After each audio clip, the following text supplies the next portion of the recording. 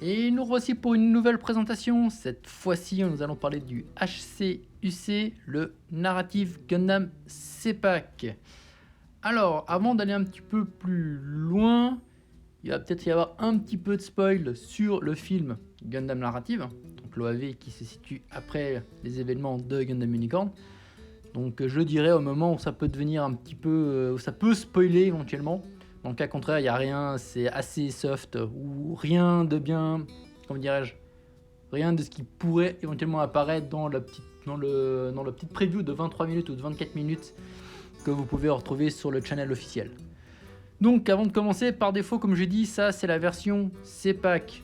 Donc par conséquent, ça veut dire qu'il y a un B et un A, ou A, B, peu importe.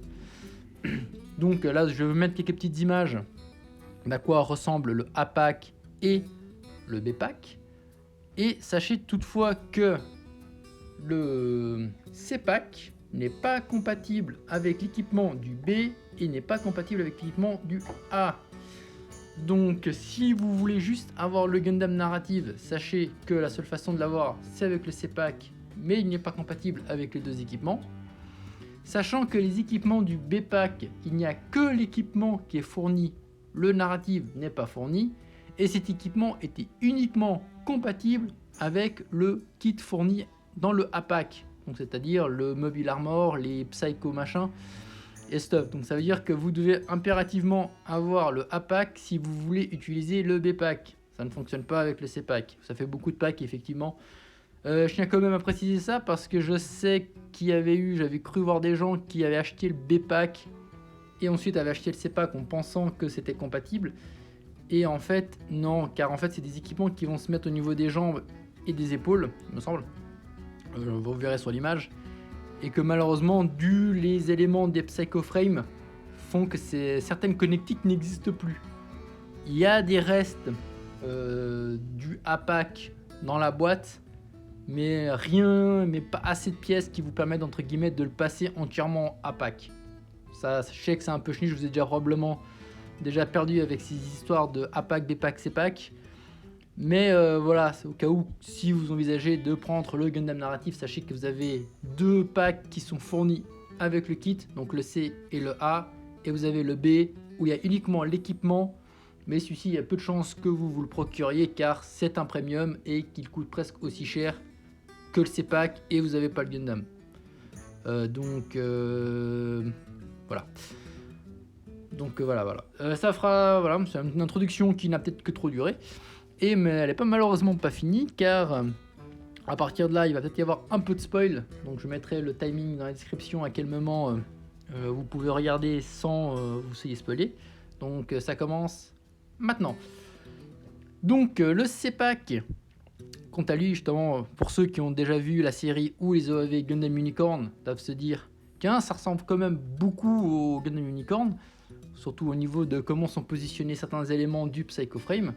Et sur ça, vous avez totalement raison, parce que le C-Pack est uniquement les pièces démantelées du Gundam Unicorn, car après les événements justement de UC96, le Banshee, le Unicorn ont été démontés par Einamine Electronics, et du coup peu après il y a eu la surface du Gundam Phoenix, donc que vous avez pu voir dans le trailer de 23 minutes où on voit justement le narratif C-Pack à la poursuite du Phoenix, sauf que les événements font que le A-Pack ça sert à rien, le B-Pack ça sert à rien, et du coup ils ont opté, tiens on a démonté Unicorn, et bah du coup on récupère ce qu'on peut récupérer et on installe là-dessus, et on espère que ça fasse le café. Spoiler alert, encore une fois, bon ça j'ai déjà dit que c'est à spoil, ça ne fera pas l'affaire.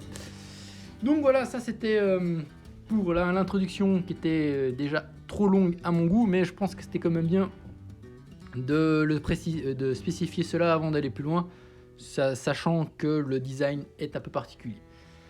Aussi vite fait sur le design, vous allez sûrement vous dire qu'il est tout maigrelet et il a l'air vraiment genre une unité pas terminée en fait, et c'est normal en fait parce que c'est une unité multi-purpose test mobile suite. C'est simplement une unité de test. De test en fait. Vous voulez utiliser un équipement, tester un équipement, bah, c'est ça, c'est un peu les voitures crash test. C'est une unité crash test, voilà. C'est pour ça qu'on a vraiment l'impression que c'est quelque chose qui a l'air complètement incomplet en fait, que ce soit au niveau des bras, des jambes, tout ça. Mais c'est voulu d'un point de vue design. Donc voilà. Habituellement, je commence par les articulations et ensuite je vais sur les accessoires. Là, on va faire différemment, simplement parce que ça me permettra de faire d'abord les accessoires et après les articulations et ensuite mettre les poses. Je trouve que c'est peut-être un poil mieux. Donc, dans la boîte, nous retrouvons, s'il vous plaît, voilà, le bouclier. Donc, il ressemble un petit peu à ce qu'on retrouve dans les unicorns, à part que normalement, ces trucs sont vers l'extérieur et pas en forme de S et de S inversé. Il est assez, comment dirais-je en anglais, assez boring. Hein. C'est bon, il n'y a rien vraiment, il a rien de particulier. Derrière, c'est assez pire. Hein. Je veux dire, il n'y a vraiment rien à se mettre sous la dent. Les missiles ici ne sont absolument pas couleur accurate. Normalement, ils sont censés être rouges. Mais c'est du AG, donc ça reste compréhensible outre mesure. Nous retrouvons un beam rifle avec la main adaptée pour la poignée. Ressemble légèrement au beam magnum du unicorn, surtout l'avant du canon et cette lunette. Je me souviens pas si c'est du recyclage du unicorn, mais je pense pas, hein, je n'ai pas le souvenir. Nous retrouvons également deux lames Beam Saber, dont les poignées, enfin les poignées sont fixées sur le dos du narrative, et ça se met juste comme ça. Sachant que les lames habituellement sont censées être roses, mais là elles sont du même rouge que le Psycho Frame, donc c'est un lab plastique, je suis plus ABS je crois, et du coup ça a généré des petites bulles à l'intérieur. Je sais pas si vous arrivez à voir. Voilà, dans le manuel c'est écrit d'ailleurs que les pièces transparentes peuvent contenir des bulles, donc n'allez pas envoyer des mails à Bandai leur disant que j'ai des petites bulles dans mes pièces transparentes, car malheureusement c'est des choses qui peuvent arriver. On retrouve également une feuille de stickers aussi pauvre que le tiers-monde. On retrouve seulement pour les différents viseurs, donc les yeux verts, les yeux en mode destroy et les différents stickers pour les caméras, du front à l'arrière, dont un qui va sur le Magnum ou fusil, peu importe. Donc, on va voir un petit peu articulation, mais avant d'aller voir articulation, on va aller voir déjà quelque chose, parce que du coup je ne vous montre pas forcément pour le fusil, parce que le fusil c'est juste enlever la main. J'aime beaucoup le système de mécanisme pour le bouclier par contre, malgré qu'il soit complètement aussi inintéressant au possible, ce dernier comporte quand même une connexion assez sympathique. Du coup, je vais juste la montrer, c'est qu'en fait, ça va simplement se glisser là, et hop là, s'il vous plaît, voilà, et voilà, simplement ça. Et du coup, en fait, ça tient. C'est facile à enlever. Il faut juste simplement le glisser et on tire en arrière. Donc, il y a ce petit connecteur qui est là, qui vient simplement se glisser ici. Donc, et je trouve que c'est une idée assez bien en fait, parce que du coup, ça fait que le bouclier tient. Et je trouve assez facile à enlever, malgré que ça soit peint, même si le kit est peint. Contrairement à celui-ci du Stein, où ça aurait été la merde. Là ça va, sachant que y a la connexion de chaque côté, donc si vous voulez mettre sur ce bras, ça fonctionne aussi sans autre. Je voulais juste montrer ça avant de descendre les articulations, parce que je trouvais que c'était assez sympa comme idée. Donc bon, les articulations, commençons comme d'hab du haut vers le bas. La tête au plus haut, au plus bas. On peut la faire pivoter, il faut un petit peu tirer vers le haut, mais ça fonctionne sans autre. On a un petit peu d'avant-arrière, mais rien de bien transcendant. Les épaules, quant à elles, on peut, le bras je veux dire, pardon, on peut monter au plus haut ici, on peut 360 sans autre. C'est l'épaule est détachée, je veux dire l'armure est détachée du bras, ce qui fait qu'en gros elle a un petit peu de mouvement outre mesure. Mais ça reste super limite, hein. Ça reste quand même très très très limite. Le bras, on a une articulation simple. Par contre, c'est pas du double, c'est une simple. Cependant, quelque chose qui est, je pense, assez rare, en tout cas je ne me souviens pas spécialement en avoir vu même dans des Master Grade, c'est qu'en fait l'avant-bras tourne, pivote sur lui-même. qui est assez rare en fait. Du coup en fait on peut pivoter là, pivoter ici.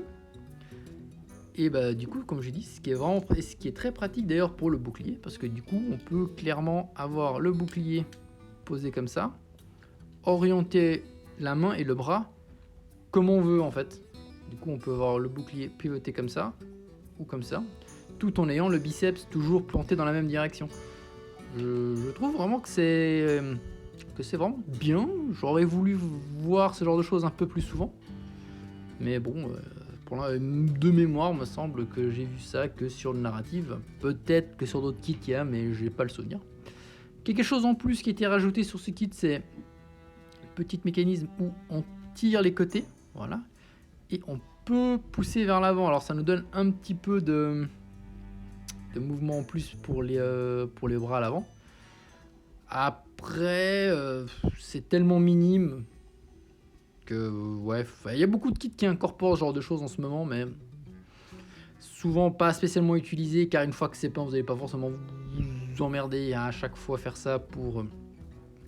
Et en plus, c'est assez chiant à le détacher sur le narratif, parce que du coup vous avez plus de chances que tout parte en miettes, plus qu'autre chose. Donc, donc les abdos, hein, on va voir les abdos. Donc du coup on a juste un connecteur ici et un petit peg là. Du coup ça se met simplement là. Voilà. Du coup ça nous donne vraiment pas mal de mouvement, hein, comme vous pouvez voir. Sachant que vous avez un point de fixation là, de mouvement ici et un point de mouvement un peu plus bas. Du coup ça nous donne vraiment pas mal de mouvement en fait au niveau du torse. À ce niveau là il est vraiment très bien. On peut voir d'ailleurs le Core Fighter ou le Core Booster, je me souviens plus du nom, avec le petit cockpit. C'est voilà, je sais que c'est censé être une unité de test, mais bon, je veux dire voilà, en plein dans le centre. Les 7 skirts quant à elles montent juste et descendent, sont sur un petit peg. Ici ça tourne sans autre il me semble.